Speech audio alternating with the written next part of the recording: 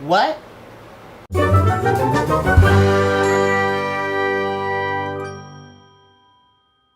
Hey guys, April here. Welcome to my channel and welcome to another comic review. This video is a long time coming and I've tried to tape it several times, but I keep getting stuck because I want to be as objective as possible, but I honestly don't think I can be, so please be prepared for a bit of a rant.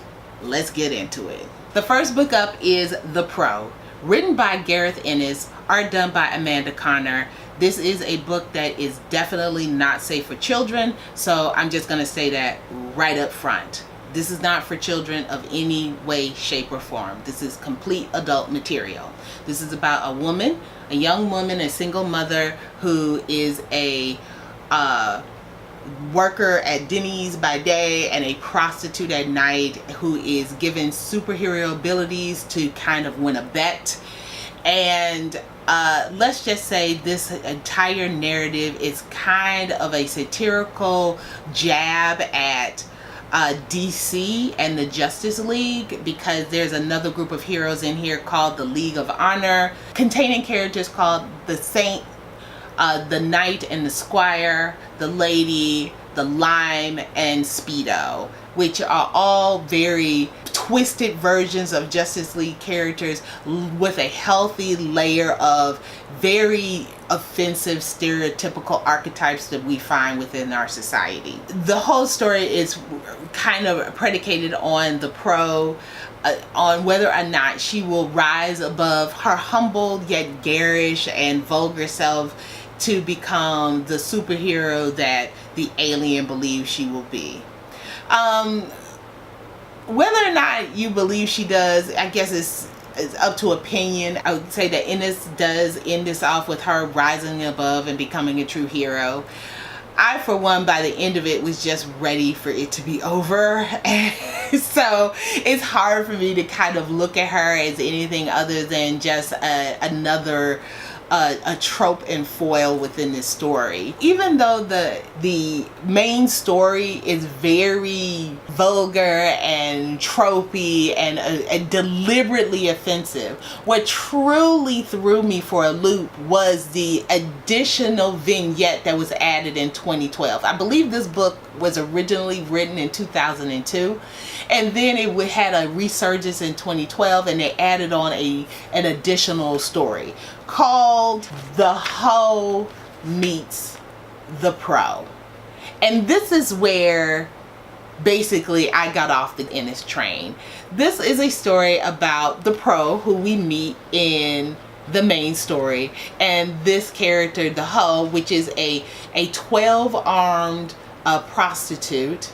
She was given 10 additional arms by the same alien being who gave the Pro her abilities, and basically them both being prostitutes, both with super human abilities and working in the same area, they have a very common clientele and they clash over it. It's kind of like a territorial thing, you know, this is my corner, this is my block.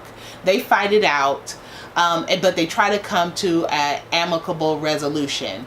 And when the Hoe basically reveals that, of course, she never intended to become a prostitute, that at one point she wanted to be a vet because she loves working with cuddly little animals, the Pro comes up with this crazy idea that could solve their problem. So what she does is that she takes the Hoe to a animal conservation center where they basically do animal breeding. And here we are on the last page with the Hoe in the center of a room filled with animals. She got gloves on all of her hands, and she is sexually satisfying animals in the attempt to extract semen or sperm for breeding. I get that my opinion on this will be biased, will be definitely from a place of a woman of color, and there's nothing I can do about that because I am a woman of color and I have feelings that are filtered through that lens. But when you have grown up in a society where black women have been hypersexualized and dehumanized, this is just It's not just offensive, it's hurtful. And that's why I had such a problem trying to come up with any kind of review, objective review for this book, because honestly, once you've been hurt like this, you really can't see the person very objectively. I don't think any amount of time you can give it. I just don't know in what context would this be okay. Again, I get it's satire, I get it's supposed to be vulgar, I get it's supposed to be offensive, but I mean, did you have to go here? I really don't know what to say about the book. I personally didn't like it, but I didn't like it because of who I am as a person. There are just some things I'm going to be sensitive about. And I don't feel like I need to be making apologizes for it, and I definitely don't think I need to offer anybody any excuses for them. However, I did try to give Garth Ennis the good old college try. I looked online to see if there was some kind of explanation that could give me some kind of direction for the impetus of this story. And all I got was that somehow he has a relationship with DC that is somewhat strained, and a real bug up his butt about some dude named Jim Sternako, who he basically dedicated this book to. Other than that, the only other kind of indicator as to what he was thinking when he wrote this is in the liner notes in the front, and where they all kind of seem very rote and not very deep or introspective. The one thing that did catch my attention was his comment about Amanda Connor. And I read, reaction to the prologue was pretty good. It was especially gratifying to see Amanda get recognition she deserved. Even more so when we realized we weren't going to be taking any from sexism or misogyny on a book drawn by a woman. What? So, Mr. Ennis is under the misguided perception that a woman can't be sexist or misogynist. She doesn't give you any cover whatsoever on those fronts. Just like a black person writing a very racist and offensive piece of work, him being black won't give him cover, just as a gay person writing something extremely homophobic and degrading to, let's say, transgendered people would not give him cover because he's gay. Being of a community does not absolve you from offending other people within that community. Amanda is not a shield for you. If somebody considered this misogynist, and there are tropes in here that are exceedingly misogynist, she being an artist, and I will say her art was pretty decent, but it doesn't give you cover for the criticism at all. And once I got to that and say that his understanding was a little more narrow than mine, I just kind of gave up. So all I have to say is, if you are a fan of Ennis, you might enjoy this. I would have considered myself to be a fan before, and now I really just don't know how to feel about it. It makes me kind of question all of the other things that I've read of his work, but I'm not encouraged to go back and review those in any real way. I'm just going to kind of leave those, the Constantines, the Preacher, the Trans-Metropolitan, leave those narratives as they are, and just kind of move forward from this point. All I can say is it'll probably be a long time before I voluntarily pick up another Ennis book. I know that's not an objective review, but it's an honest one, and that's about the best I can do at this moment. Next up, we have The Ultimate Daredevil Elektra Volume 1. Now, the bulk of this book is written by Greg Rucka, and the art was done by Salvador LaRocca. This is kind of an alternate universe of these two characters. They meet in the first year of college, so they're around 19 or 20 years old. Of course, Matt Murdock, aka Daredevil, is pre-law, and Elektra is a first year student. She hasn't really settled on a major, which is kind of her thing. In any case, they're living their college lives. They do meet. She has a huge crush on him. He likes her. They hook up.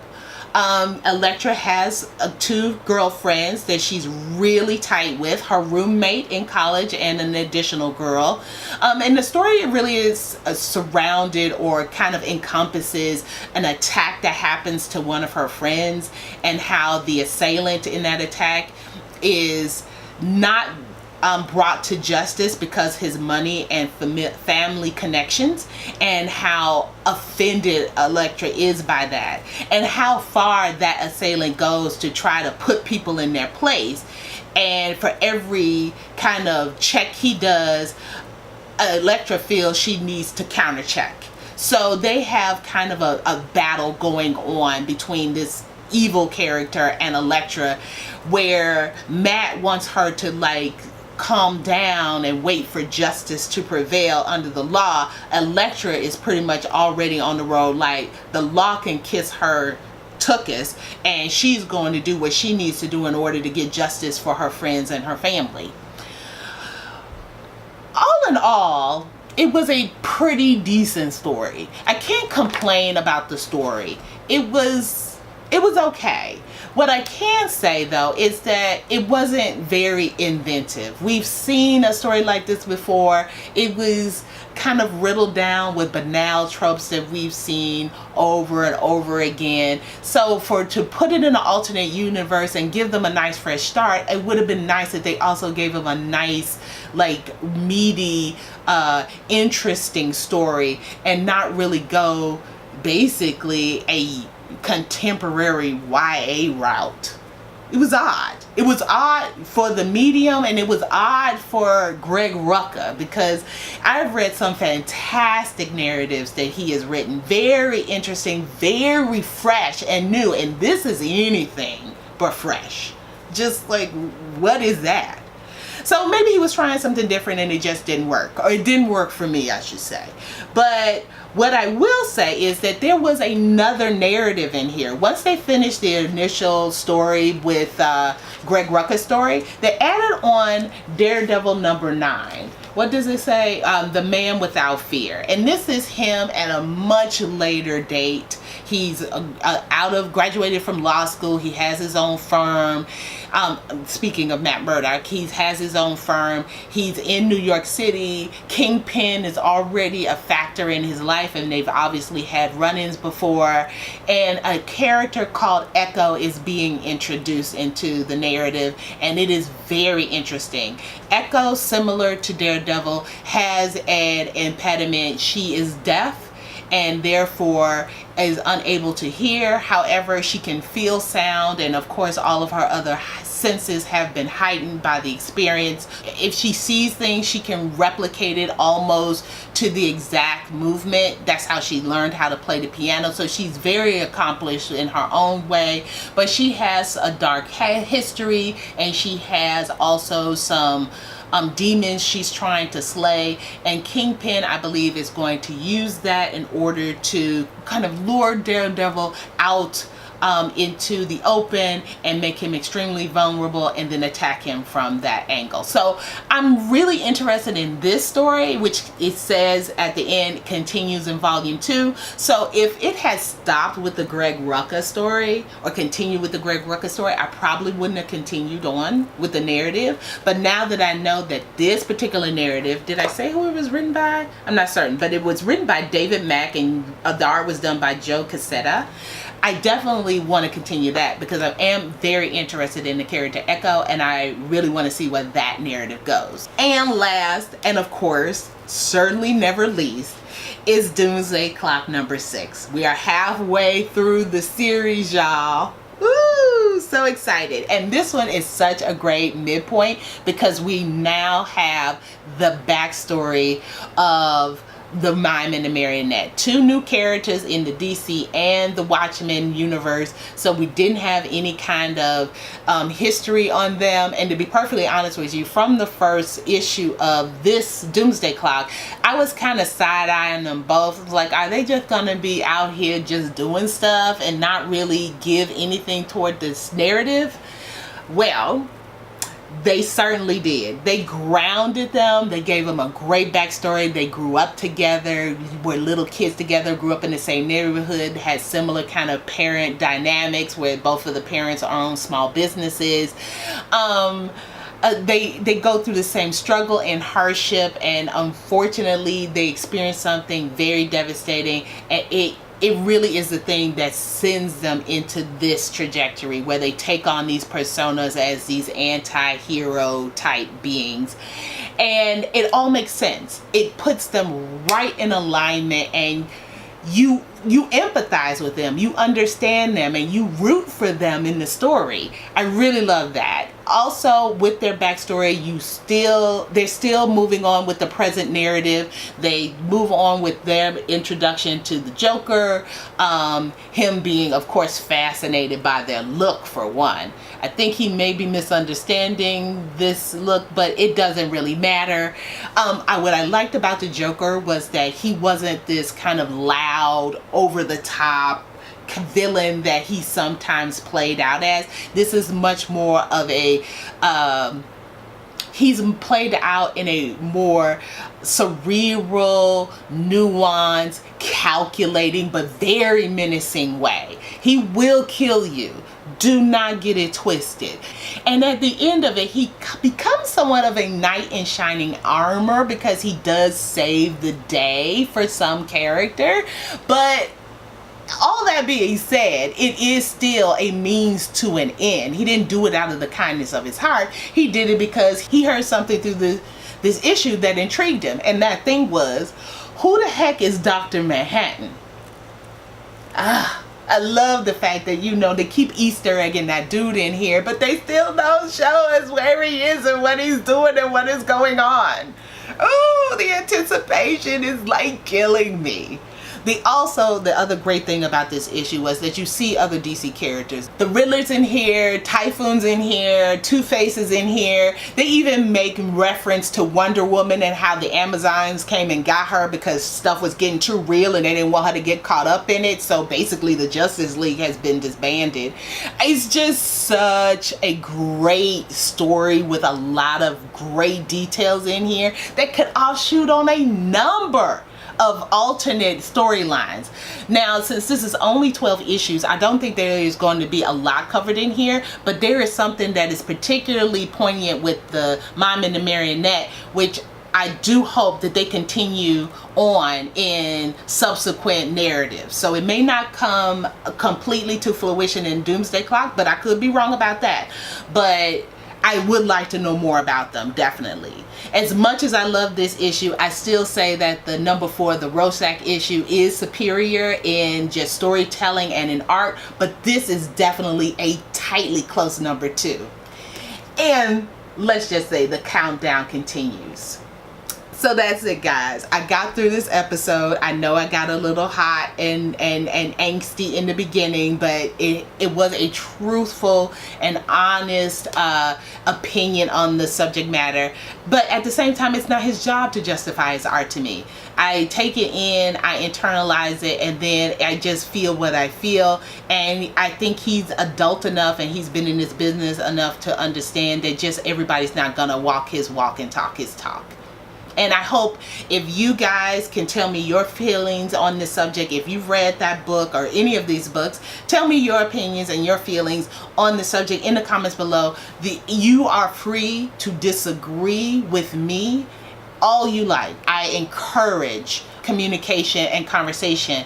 I just ask you to keep it respectful. You may think I'm being stupid and childish and in my feelings, but if you can phrase it differently, I'd be appreciative.